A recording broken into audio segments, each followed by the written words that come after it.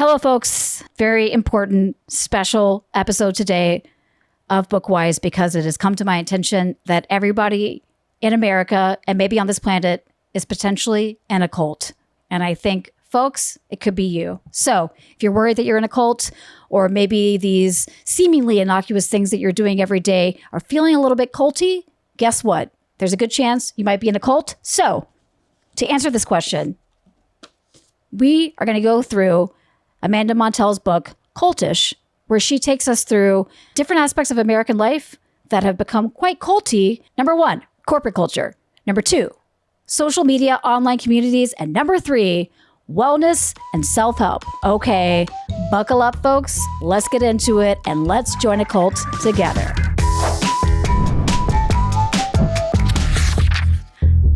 Welcome to the cult-adjacent, cult-like Bookwise from bookcult.com. Nope, bookclub.com. And I'm your host, Britt Brewer, AKA Dr. Books, your cult leader extraordinaire. Let's talk about cults. Okay, so first point, we have got corporate culture. And for those of you who are grinding in the C-suite, this one's for you. Corporate environments, mostly tech companies like the one that I work for, help.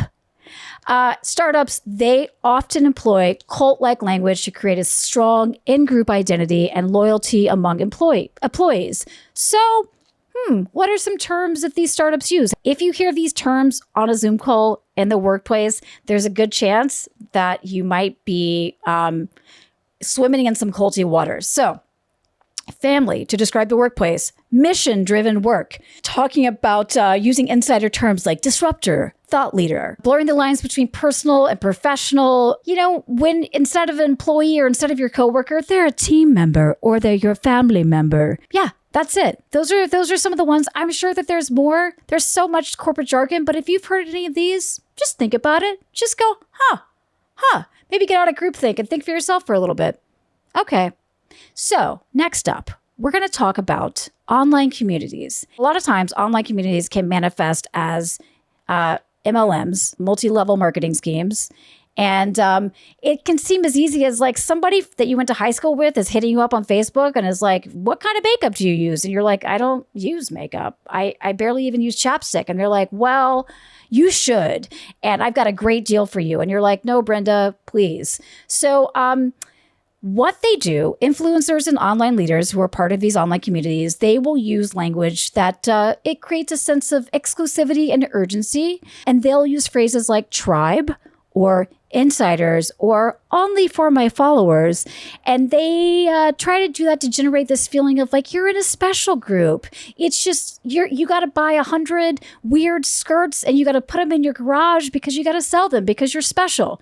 You're a winner. You have access to secret knowledge or some kind of privilege. You're cool. You're selling weird skirts to somebody that you went to high school with 25 years ago.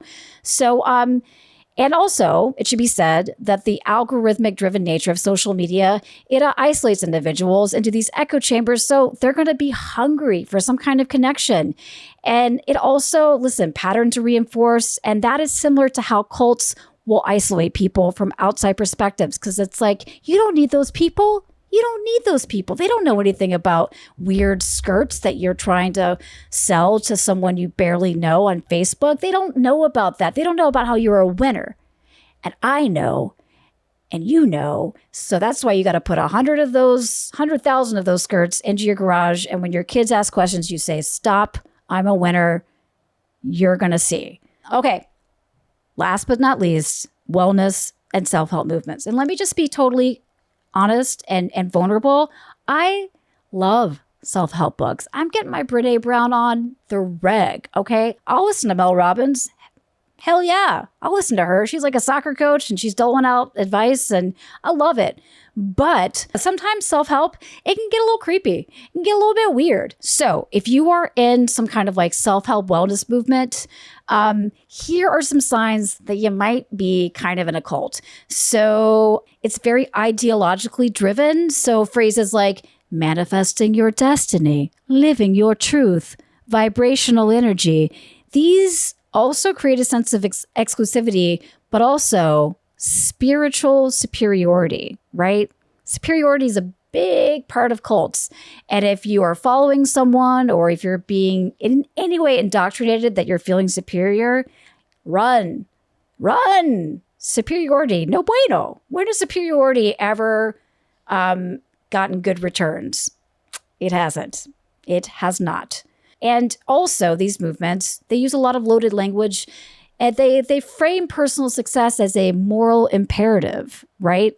So, if you want to lose weight or fit into those jeans a little bit better, that's great. That's cool. It's not a moral imperative, okay? You're not, God was not like, and ye shall do Weight Watchers until ye fits into size 6. He didn't, okay?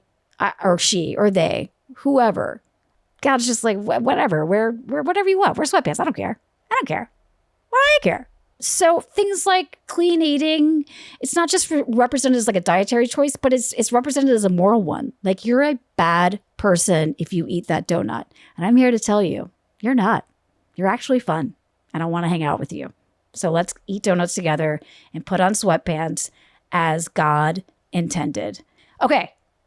To wrap up this, Amanda Montell does a great job of just listing some of the language that cult leaders or cults will use to control people. So you've got love bombing, all right, where you're overwhelming your victim with love only to later take that love away in a really twisted, manipulative manner.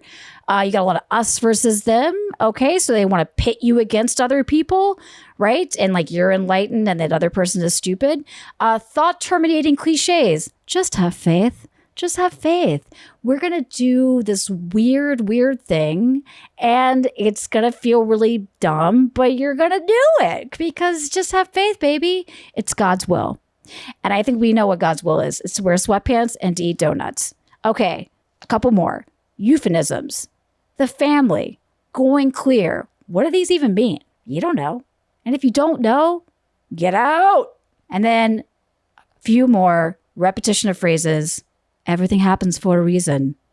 We're on a mission. Oy.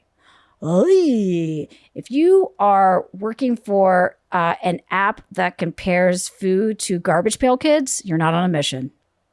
It's a cool job, but you're not on a mission. So if any of this rings true, it's okay. So what are some examples of self-help gone cult? Well, a big one, and there was like 800 documentaries about it, was Nexium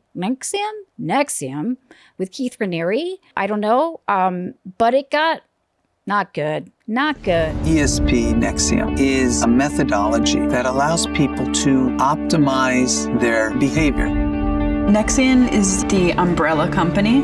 Keith was the founder. He was a legend. When conventional solutions don't work, maybe the unconventional way of thinking does. Nexium, boy, that's just like all three into one. They had an org chart, corporate culture. People found out about it on Facebook, online community, and then self-help gone awry. Correct. So Nexium, clicking all the boxes, but just be aware and look into it. And also read this book, Cultish, Amanda Montell. So this has been Britt Brewer, AKA Dr. Books, licensed professional book recommender for Bookwise at bookclub.com. And as always, folks, get out of the cult, free your mind, and the rest will follow. Happy reading.